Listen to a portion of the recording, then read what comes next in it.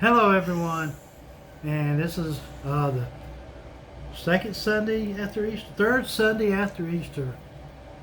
I'm not sure if it's called the second low Sunday or what, but It's just third Sunday. It's actually the third Sunday of Easter. not after Easter. We are still celebrating Easter. What we're doing in this video is going over some information. We'll do a separate video with our message for the morning. The bishop earlier this week announced that he and the cabinet would prefer that the churches remain closed until the governor's order, and I forget what the order says, but anyway, Emergency declaration or something. Yeah, the emergency declaration through May 13th. After that time, the bishop and cabinet will meet again and determine exactly when they prefer for our churches to reopen. So there's a chance after May 13th that we can start meeting in person again. And of course, it'll be up to each church whenever we are allowed, if you want to reopen at that time or if you prefer to wait a little bit longer. There's still a lot of folks who are concerned, have valid health concerns, and the church may decide. That will be up to each church to decide, not me and John. But once we are given the go-ahead, we'll let each church make that decision. Before a church makes the decision to reopen, there are quite a few things to think about, Right. and to plan. And we'll go through some of those quickly because we're going to need your feedback. And we'll be calling folks if we don't hear from you via Facebook or message to find out how you feel about it and Right. what your thoughts are on Right. this, because it's very important that we remember this thing has not gone away. No. I know there's a lot of people out there that are under the idea is that it's gone away, but it really hasn't, and it's going to be a while before it does if it ever completely goes away. The thing to remember is we're going to enter into a new normal. Things won't ever be back to normal the way they were, but we'll find our footing in this new normal, and to do that, we'll go through some things that you need to think about. And if you want the information we're going over or want to participate in some Zoom meetings about this, they have, Zoom at noon. There are sessions, one or two every week for the next 2 or 3 weeks, that are led by conference leaders that will go over all of this in detail and much more information. To find out and join in on those, just go to sgaumc.org, sgaumc.org, and you can register for these Zoom at noon meetings. I'll be participating in them. He will participate in the ones that he can, and we'll find out all we need to know. So, there are a lot of decisions to be made before this comes up, and these are in no particular order. One of the choices that we're going to be given is, do you want to restart everything or just worship? Basically, it comes down to, do you want to restart Sunday school too? Because your Sunday school room might not allow for the physical distancing the way the sanctuary does. Yeah. So that's something to think about. Do you want to restart Sunday school right away or just worship? Yes, we still have to maintain that 6-foot space and not touching, no handshakes and stuff like that. But I know, like, Brooks has decided to open up later, possibly June or maybe even later into July before they open up again. And one of the reasons is because the Sunday school room that they use is so tight that they couldn't maintain that 6-foot space. Right. Now in the sanctuary, of course, they could. Right. But at my churches, we're going to be very particular. We are going to maintain the 6-foot space, and if like for instance, the children's Sunday school class is very small, I believe. And I think we probably won't have children's Sunday school class. But we can have the adult Sunday school class because we can maintain that 6-foot space very easily for that class. And he just spoke about the children's ministries. You may want to put those on hold for the time being and reopen them a month or two down the road. Because again, the children don't remember the social distancing and physical distancing. Right. We will provide some activity bags for children with their names on them. Each child will have their own bag with like a coloring book, crayons that are Bible stories. And they're encouraged to keep that bag. We don't want them to share. Yeah. So it'll provide something for them to do if they're not going to a children's Sunday school. It'll give some background. They'll keep learning about those valuable lessons, but with a limited contact. So that's one thing we will do. He will still continue a children's sermon, but from the pulpit. From the pulpit. Yes. And the children will stay in their seats at that time, and he'll give out the rewards. Now, I haven't figured that out yet, exactly what the best way to give it. I still think put a few pieces of candy at the end of each pew, maybe, and they can go to the end of that pew that they're sitting on and get their reward. He'll figure it out. Yeah. We also have been told to limit our handouts because, again, there's germs when you're touching paper. The first Sunday we're back, we will have a prayer list. We're going to ask you to keep up with that and write changes on it each week. We'll not be doing a regular bulletin every week for a few weeks. We also ask you to bring a little notepad and a pen with you so you can take notes and write down announcements if you need to remember them. We'll post them online too. But I would encourage you to bring a notepad and a pen, and we will give you a prayer list, and you'll have to keep up with that. So bring your own note-taking devices. We have been given a suggestion that because door handles are one of the things that collect the most germs, prop the doors open. Prop the doors open during the worship service. So the front doors, the main one everybody goes in and out, will be propped open, so that you do not have to touch the handle and nobody else has to touch it to open the door for you. Now, yes, that may let some bugs in, it may let some heat in, but I think that's a safe trade-off to ensure that the germs are cut down. Yeah, it's very, very important that we remember that a lot of our congregations, there are people that are very vulnerable to this virus. Mm-hmm. And I know I would feel responsible if somebody did get it because we didn't follow as much safety precautions as we could. Now, if we follow as much safety precautions as we can and somebody gets it, we're going to be praying hard and we'll double down if we have to. Yeah. But as long as we are following the mandates that are advised to us by the bishop's office, by CDC, even by our government, that we will be okay. We want to keep you safe. Yes. We want to keep you safe. That's the bottom line. We want to get back to worship, but we want to keep you safe. So we've taken care of the doorknob problem, and we'll get into disinfection and all that in a minute, but the handrails. I use a handrail going up and down steps every time. But what's going to have to happen is if someone comes in the church, there will have to be a designated disinfection person just to clean that handrail before the next person goes in. Right. So that there's no chance of touching where somebody else has put germs. Same thing for when you go out of the church. And what we're asking you to do is to come in the front door, and then when you leave, go out the side door. There should be rails at each side, but this way there's no chance of coming really close together in the aisle. And we can make it easy to maintain those 6 feet of distance. So we will need somebody who's willing to just disinfect, wipe down and spray down the handrails every time somebody comes in and every time somebody leaves. Yes, you might miss a minute of the service, but you'll be doing something good. So think about if you're willing to be the disinfection person. Well, like I think it was David who said, "Let me be a gatekeeper at the Lord's temple."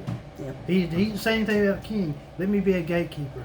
So all of our prayers should be, let us be the disinfected person at the temple of the Lord. Yeah. So. Yeah. And when you've pull into the parking lot no matter which church you're at. Yes, I know most of them are unpaved, but just make sure that you are going to, even when you park and get in and out of your vehicles, there's going to be 6 feet of distance between you and the next vehicle. Just remember that even when you go to park. A big question is restrooms. We are recommended to keep them closed, but I'll be honest, I'm going to need a restroom at some point. But then that brings okay, first you got to decide, do you want to open them or keep them closed? If you decide to open them, who's going to clean them after every use? And when I say clean them, I mean everything will have to be wiped down in between after one person uses it. And I was telling him we're going to have to give every family a roll of tissue to take in with them, because you don't even want to touch the tissue and get the germs. So there are a lot of logistics here to work out. Yeah. I feel like they probably need to be open for emergencies. And again, if y'all have any better ideas, please feel free, because this is what we've been working on. Yeah. But you may have an idea and don't hesitate to bring it up, because it may be, that's what we need to do. Yeah. You know? So especially when it comes to the restrooms. And we will say water fountains are going to be off limits for now. If you think you're going to be thirsty, bring your own bottle of water. And this happened the other day, yesterday. We had to go and sit by her mama for a little bit, because we hadn't seen her in so long. And on the way back, we went through Valdosta, and I was so thirsty. And I went somewhere to just say, stop and go get some water. And the water fountains were closed. So. They have to be. But we'll need somebody at each church to sanitize the rails going in and out, and somebody to sanitize the bathrooms if they're open. Or come up with an two idea. separate people, or help us think of a way to do that.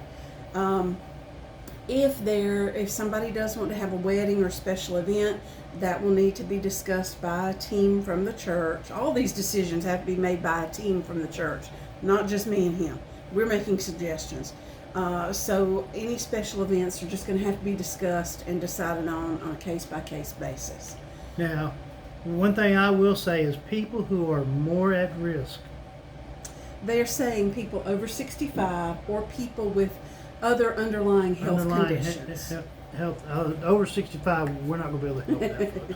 But if you're sick, or if you have tendency to get colds real easy, or anything like that, I'm going to ask that you stay home.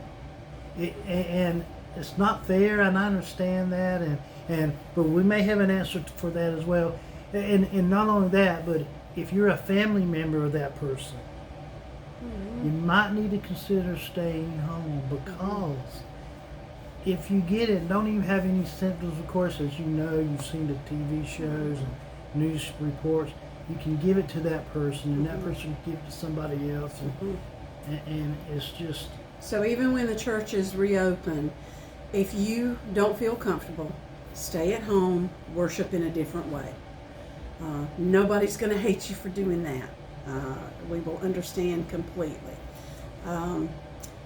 And it also may mean if you work with children, you may want to step back from working with the children for a short time, and if you're more susceptible, because kids carry a lot of germs.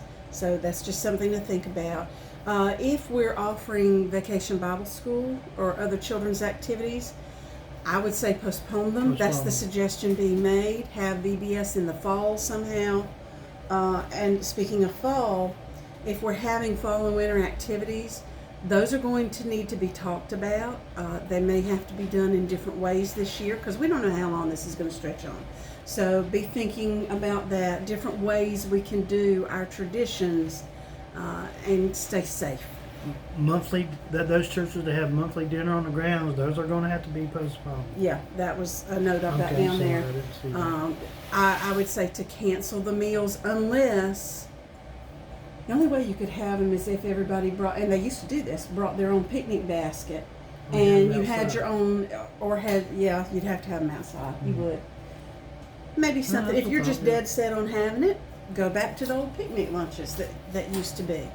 and not share spoons and that kind of serving spoons, that kind of thing. I don't know which churches may have coffee stations where there's a pot of coffee made for anybody who wants it, but you're going to have to bring your own coffee for a little while. We don't all need to be touching the coffee pot handle, so I'm sorry, but bring your own for a little while.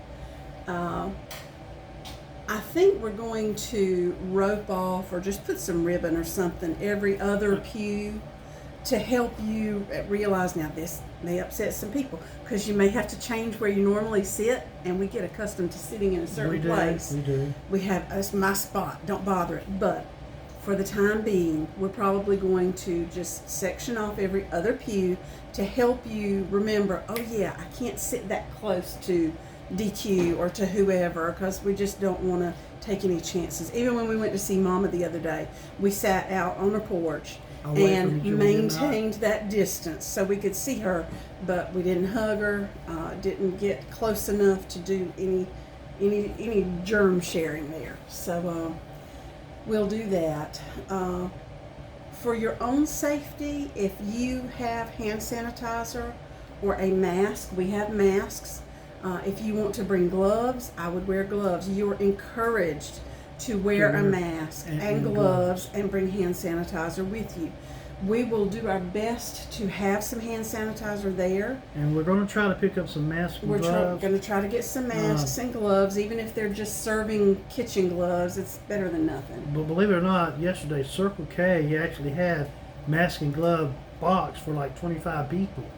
Inside the boxes. They were like $30.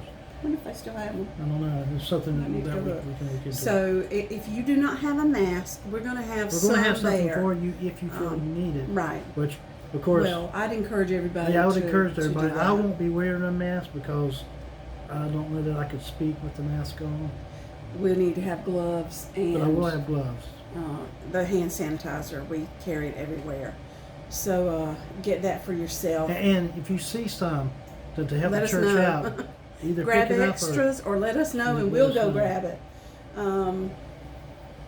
Okay, one thing we're going to have separate meetings on is church expenses. With us not having met the past few weeks, you haven't had a chance as much to give your offerings and your tithes. So the givings have been down.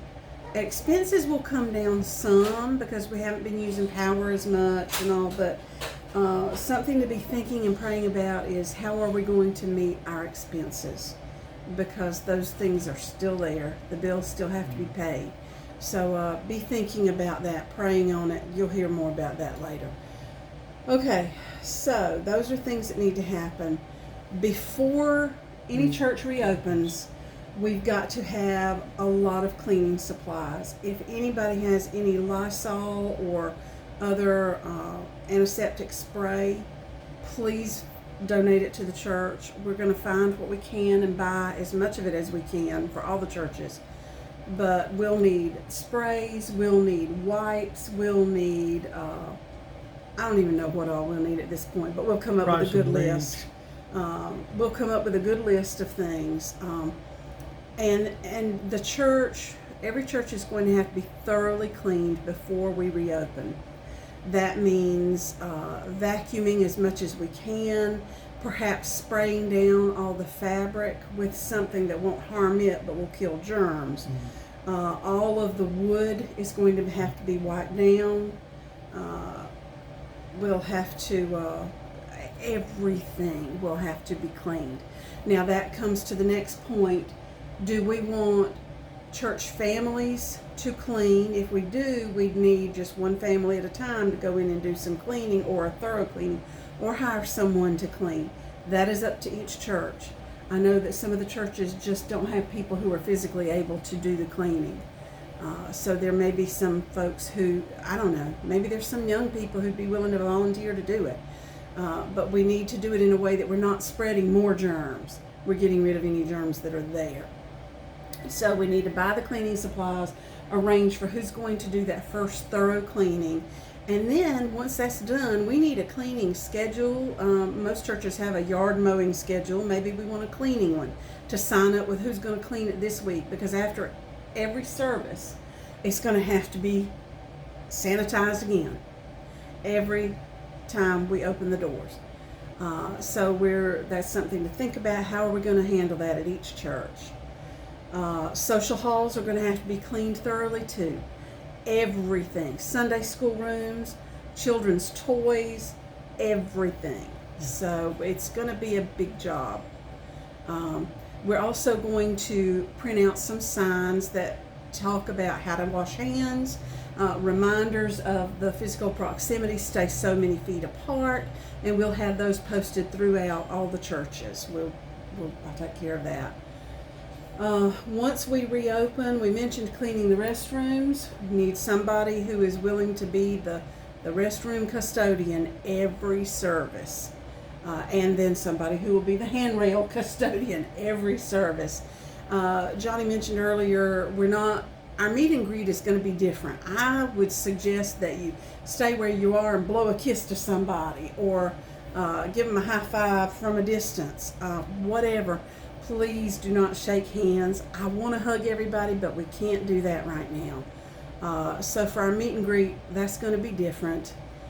We've got to stay that 6 feet apart, and may have to sit in a different pew than you're normally used to help maintain that distance. You want to talk about the offering? Different way of taking up offering.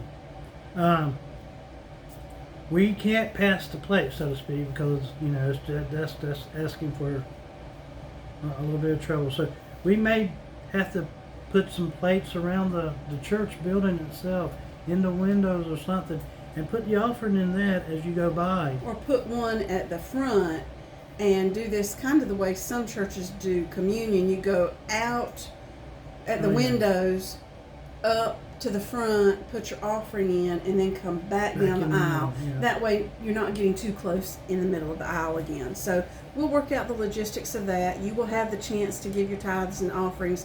It may just not be by a plate being passed to you. It won't be, because we're, again, minimizing those germs. We want to maintain our safe distance. If you've been to Walmart, you've seen how you go up one aisle and down the next, although nobody knows how to do that yet. But we're going to do things like that, and maybe even have to put things on the tape on the floor to show, stop here, stop here, stop here. We'll do what we got to do. One thing we want to do is keep putting our messages online. We're enjoying that, and I don't think that needs to stop. We're reaching different people. So earlier when we said if you're sick and you don't feel like coming, or you're at risk or whatever, we're still going to provide a way for you to get the service. Right. I hope that these messages are helping you, and you're able to respond to them, and still hear the voice of God as we try to bring His message to you. And I would encourage you to, there are a lot of older folks who don't have the internet, don't know how to find them. Call them, walk them through how to find it. I don't know, maybe we could put them on DVD or I don't know. Yeah, we'll figure something out. But we still want to remember everybody, at least call them and pray with the folks who can't come. We'll talk more about that, but we will keep putting our messages online. When we do have the Lord's Supper, we will have a different way of administering it. We're not sure how that's going to look yet, but we'll not all be passing the body and the blood. And we won't be all so close. We won't be shoulder to shoulder at the altar, but we will still work to make this a meaningful thing for everybody. One other thing that we need to do is, a lot of you have lost income due to this. It's been traumatizing, and you may need some counseling. Now, we're not counselors, and we're not financial advisors, but we can point you in the direction of resources to help you. And that's one thing we will need to do, that we are encouraged to do. And I have a lot of those resources at work to help you find, if you need a free meal or whatever it is you need, to help you find the assistance you need to get your life back on track and just to keep going. those are most of the things we have been told to have you talk about, think about, and so be thinking about it. We will not make these decisions. You will, and we'll be needing to make them within the next couple of weeks. One other thing, Mother's Day is going to happen before we are allowed to reopen. So we've talked about it. I think at each of our churches, unless you decide different, we're just going to combine Mother's Day and Father's Day and celebrate both of them in June. That will be the easiest thing. We will be thinking about mothers. Believe me, I'll be thinking about you mothers and what we all go through. But we're going to save that celebration for later on when we can really enjoy it. Now, speaking of celebrations, That first service back is going to be a celebration. We are going to sing songs. We are going to praise. We're going to be thankful to God. And we're just going to celebrate how good He has been to us. And I want to say thank you to all the churches. You guys have been wonderful throughout this time. Y'all have continued to love each other. And you continue to supply the needs of each other. So thankful for y'all. I can truly understand why Paul said how he longs to see y'all and how he thanks God for each and every one of you. And I thank God for each and every one of you as well. You are wonderful, wonderful Christians. Beloved saints of God is what you are. And we are so thankful for you. so that's the business part of what we needed to do. And I'm going to close this with a prayer, if that's okay. And then we'll do a second video for our actual service. If you'll bow with me. Our Heavenly Father, there's so much in our hearts and on our minds right now, and it all relates to the business side of reopening your houses. Lord, your church has continued to worship and to even thrive in this new way of doing things. And we just pray that you let that Spirit continue to flow through us when we get back inside the walls that we're used to, that we don't forget the world outside the walls, and that we remember how to stay safe when we are inside those walls. Help us to make wise decisions to keep everyone safe so that this pandemic will plateau and then will decrease and just go away. We ask that you fill each church with your spirit of commitment and a spirit of, hey, let's just continue to help and care for each other. We ask all this in Jesus' name. Amen. See you again in a little bit.